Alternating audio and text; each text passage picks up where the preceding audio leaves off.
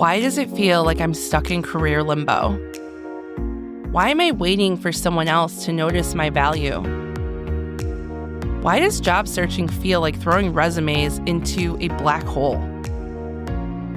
Am I missing something, or is it time to change the game? If these questions are running through your mind, you're in the right place. Welcome to the Hire Me Please Career Podcast. I'm Gemma Lopez, career coach and recruiting expert, and this season is all about taking back control of your career. No more waiting for permission, no more playing small. I'm here to help you ditch the doubt, advocate for yourself, and land a role that excites you. From navigating career pivots to negotiating what you're really worth, we're uncovering the real, unfiltered strategies that you need to know. No gatekeeping here. So, if you're ready to go from feeling stuck to thriving in your career, let's do this.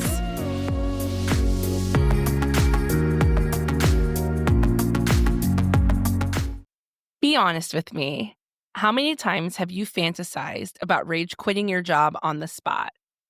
I'm talking walking out mid-meeting, sending the "I quit" email, and finally just freeing yourself from the stress, the frustration, and the sheer exhaustion of doing work that drains you. If you're nodding your head, I need you to hear this. Most people don't actually hate their job. They hate feeling stuck. They hate feeling underappreciated.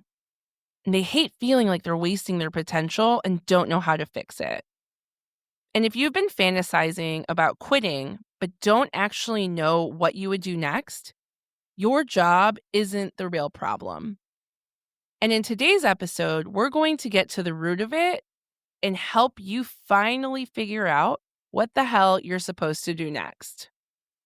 Hey, I'm Gemma, career coach, recruiter, and the person people come to when they're sick of feeling stuck in jobs that drain them.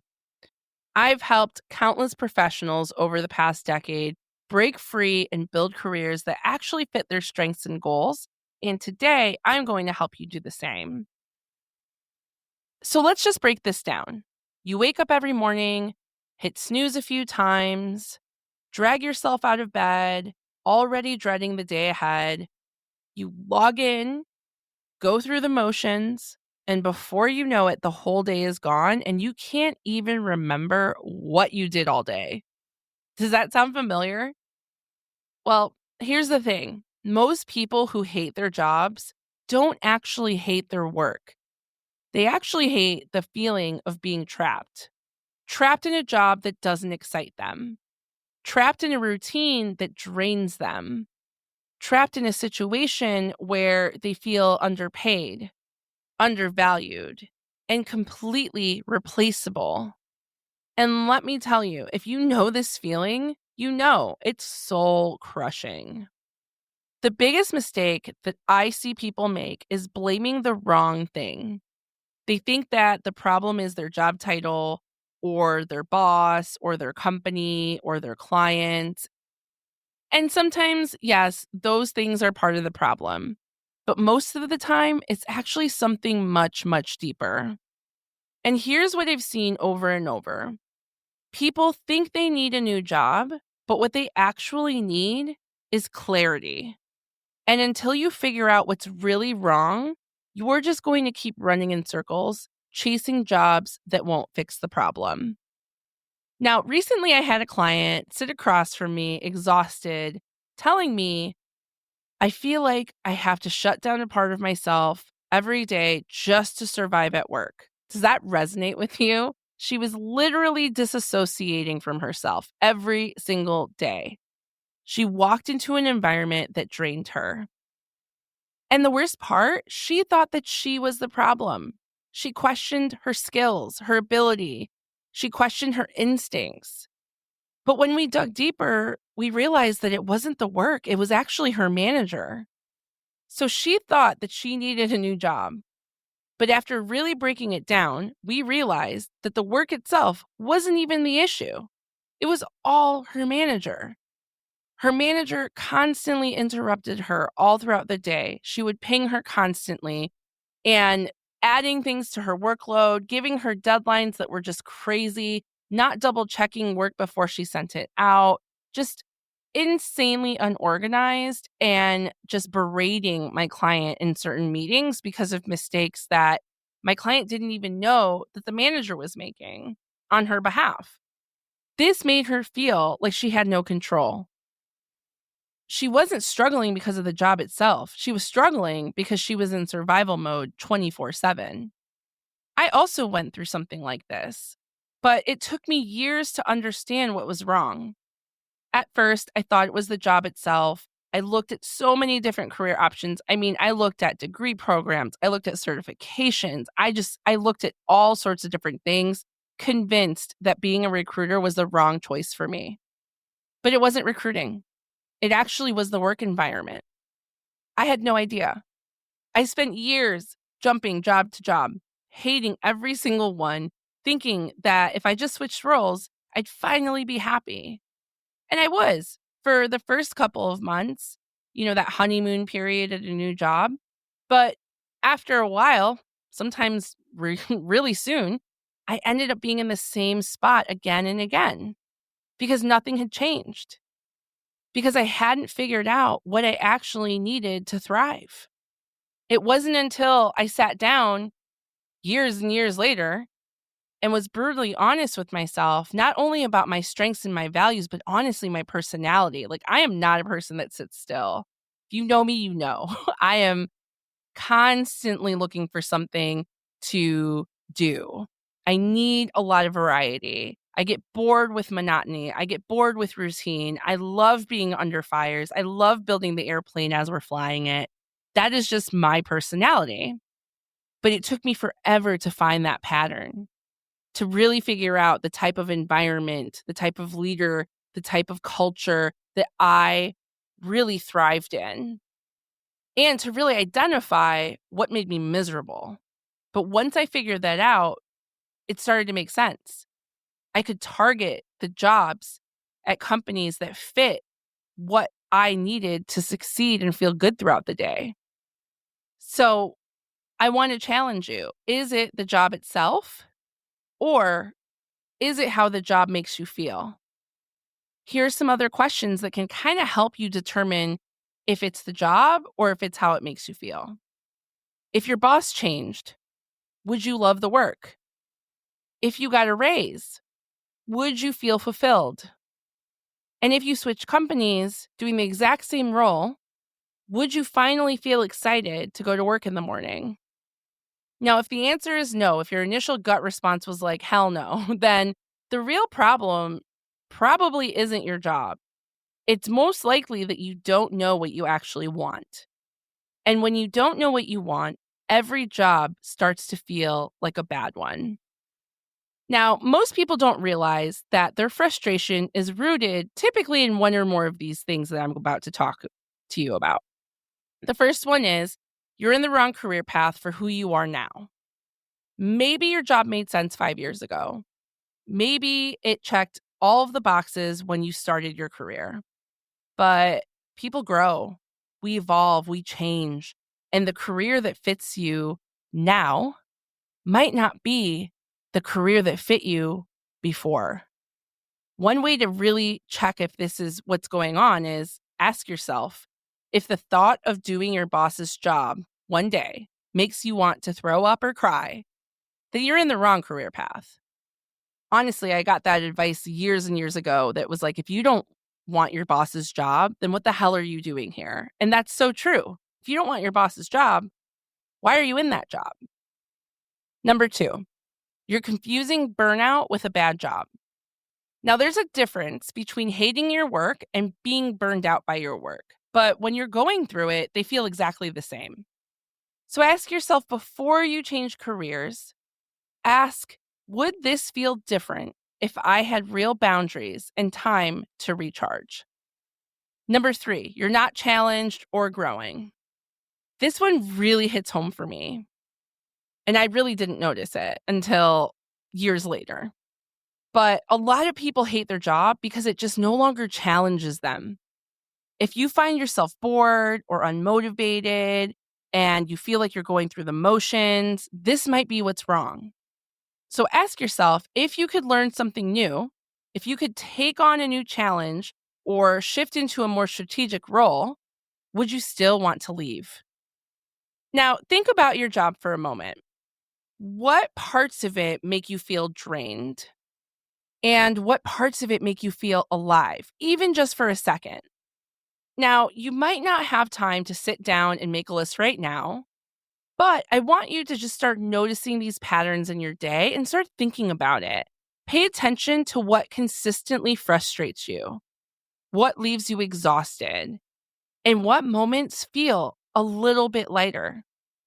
The reason this matters is because when you start noticing these patterns, you can stop making impulsive career decisions and start making intentional ones. You stop blaming the wrong thing and finally get to the root of the issue. For me, I did this through trial and error.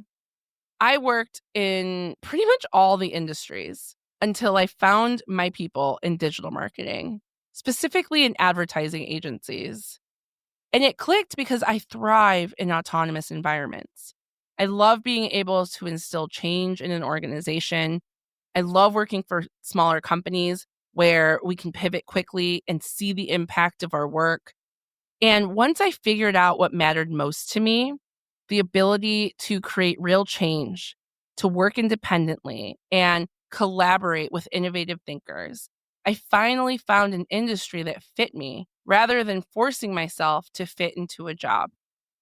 Another example of this is a client. She once told me that she felt like she needed to quit and start over completely. She was absolutely convinced that she had chosen the wrong career. But when we dug into it further, we found that she loved problem solving and she loved working with data. But what she hated was the corporate politics and the endless bureaucracy at her company. So instead of leaving the field, she transitioned to a startup where she could be more hands on. And in that new role, she was thriving. So let me ask you, what's the part of your job that's draining you? And what's the part that even for a second makes you feel alive? And be honest with yourself. Because I know, as a recruiter especially, that people are often like, oh, I can do this. I can do that. I can analyze data. I can work in spreadsheets. I can, be creative. I know how to do these things. I can work with clients. But it's not about what you can do. And it's more about what you like to do, what you enjoy doing, what you could do for hours without someone stopping you, what you can do that doesn't really drain you, but instead energizes you and excites you. And when you start noticing these patterns, that's when you'll stop feeling lost and you'll start getting clear on whether you need a new job, a new industry, or a completely new career. Now, here's some extra credit for those that want it. And here's where we make this real. So you can grab a piece of paper, open your notes app, but I just want you to write down 3 things that you're constantly complaining about at work. And then ask yourself, is this a job problem? Is this an industry problem? Or is this a me problem? And then ask yourself, once you kind of do a little bit of the digging, if I changed companies but kept the same role, would I still be unhappy? And what parts of my job do I actually enjoy, even if it's 10%, even if it's only a smallest part of your job that you don't really get to do a lot of? Write that down. And if you don't like anything about your job, if you're like, I can't think of anything, even for a second of time that I like, then that's a sign that you need a change. Most likely a whole ass career change. But if there are parts of your job that you enjoy and you feel like, oh, maybe I'll just need a new company or a new role or a shift in responsibilities, this is a way for you to kind of get started in identifying those things. Now, let's say you did the energy audit and you realized, okay, yeah, the job is actually the problem. So what do I do now? Well, if it's your boss or if it's a toxic culture, start networking. Start talking to people so that you can find a better work environment. If it's boredom, talk to your manager about taking on a stretch assignment or a project, or look at what you can do to pivot to a different role or volunteer opportunities where you can gain experience and expertise. And if it's the actual career path, then it's time to explore new industries. And listen, if this is making you realize that you are in the wrong career altogether, this is not a bad thing. So don't panic. It's an opportunity. Think of this: you are ahead of all of the people who stay miserable for years before they wake up to this. You're not too late. You're not too old. Your next move: take just one small step towards clarity. Update your LinkedIn. Start exploring new industries. Have a real conversation with yourself about what you really, really want. Talk to people. Book an informational interview with someone that has a job that interests you. Because the truth is that your job isn't just paying you in a paycheck. It's paying you in energy. And if the energy exchange is constantly negative, you are overpaying. You're overpaying with your time, with your happiness, and with your sanity. So if you've been feeling stuck for months or years, there's a reason. And it's not just the work itself, it's something deeper. So let's talk about what's really keeping you from making a change. Because if you're listening to this and nodding along, I already know what's going through your head. You want a change, but you're scared. And I get it. Fear is powerful. But do you know what's even scarier? What's even scarier is wasting years in a job that slowly eats away at your confidence, your energy, and your ambition. What's scarier is spending 80,000 hours of your life doing something that you absolutely hate. Disassociating from even a part of your life for 80,000 hours. Disconnecting and trying to just get through that time. It's not worth it. It's absolutely not worth it. Because stress and burnout and unhappiness, all of this takes a toll, not only on our mental health, but our physical health. And it also takes a toll on our relationships. It takes a toll on just us in general. So this is important. So make it important and prioritize it, because you are important. Your life is important. Your time is important.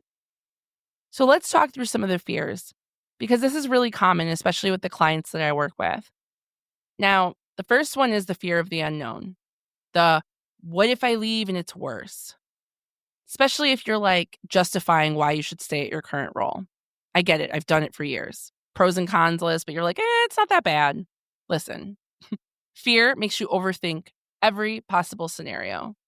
You'll probably be circling and spiraling. What if I hate my new job? What if I regret leaving this job? What if I fail?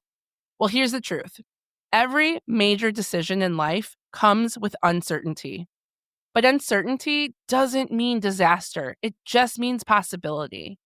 So let's flip the script. Let's reframe this. Instead of asking, what if I fail? Ask, what if this is the best thing I ever do for myself? The next one, the golden handcuffs, those financial handcuffs. And this shows up with, I can't afford to make a change. I can't afford to take a pay cut. I get paid too much. No one's going to match this salary. Maybe you've got mortgage. You've got student loans. You got kids. Your kids are in college. Your kids are in private school. Your kids are in sports. Who knew sports were so expensive? But you have real responsibilities. I get it. But here's what I want you to think about. Number one, who says that you won't make the same amount of money? Who says that you have to start over? Is that really 100% true, that belief there? And also, question, what's the real cost of staying? What's the emotional toll, the missed opportunities, the stress that's affecting your health? And start planning now. Career moves don't have to be impulsive. That's actually the point, is to take this time to do some deep reflection so that you're not just being impulsive with your choices and just jumping from job to job. You can have a strategy. You can create one that works with your finances, that works with your goals. The next one, I have no idea what else to do. I hear this one 95% of the time. I want to leave. I hate my job, but I don't know where to go. I don't know what to do. My skills do not translate. I don't know what I could do with this useless skill set that I have. I've heard that more often than not. So if you've been telling yourself, I have no other skills or I don't know what else I'll be good at, I'm going to stop you right there because you have more options than you think. I'm going to repeat this for those in the back. You have more options than you think. You are not starting over. You are starting from experience. Start by asking yourself, what are the parts of my job that I actually enjoy? By thinking about how am I going to get to this next role and how am I going to transition here? And oh my God, I don't meet any of these requirements. You're moving too fast. You're pulling the cart before the horse. Literally start with what are you naturally good at? What problems do you love to solve? And what are parts of your job that you actually enjoy? Going back to that energy audit. The answers are already within you. I have worked with so many clients that think that they're stuck in one industry. When we work together, they realize their skills are all transferable. I've worked with teachers that have pivoted into data analysts, a sales rep that became a customer success manager, a recruiter that became an instructional designer, a house manager that became an executive assistant. Fear has been running the show for you for way too long, but today that stops. The fact that you're even thinking about making a change means that you're ready. Now, this doesn't mean that you need to take a giant leap today, but you do have to take one small step forward because if nothing changes, nothing changes. So let's wrap this up. If you've been sitting with that feeling of, I hate my job, but you don't know why, let this be your wake-up call. Do the energy audit. Look at what's really draining you. And if you're realizing that your entire industry, your entire field, or the career path itself isn't working for you, then don't panic. It's okay. You don't have to figure it all out overnight. You just need to take that first step, even a baby step. So to just take it away, write down the top 3 things that you complain about at work and ask yourself, is it a job problem, an industry problem, or is this a me problem? Now, take 60 seconds right now. No overthinking, no second guessing. What is one aha moment or realization that hit you during this episode? And I want you to go on LinkedIn and DM it to me right now. Go. And don't miss our next episode. This is where we're going to be tackling career limbo, the whys of how people get stuck and how to break out of it. It's coming out next Tuesday. I'll see you there. Hey, friend. If this episode gave you an aha moment, I want to hear about it. You can connect with me on LinkedIn and tell me your biggest takeaway. Or you can even send a message right here in the show notes. And if you're done spinning your wheels and ready to take action, real action, towards a career that excites you, let's talk about it. You can book a free career strategy call with me at mycoachgemma.com. And let's get you moving forward towards a career that you love.